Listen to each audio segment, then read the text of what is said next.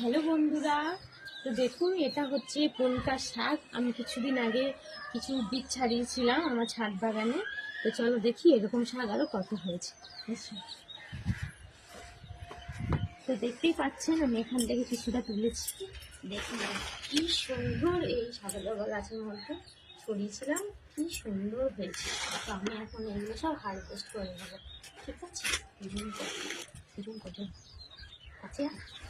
দেখুন এই শাক দুটো কত বড় হয়ে গেছে, হাত দিয়ে কাটা যাচ্ছে না, কাঁচির দ্বারা আমি কেটে নেব।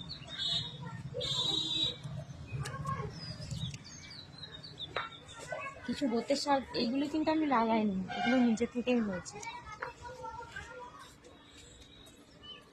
দেখুন এখানে কিছু আছে, এইখানে খুব সুন্দর হয়েছে।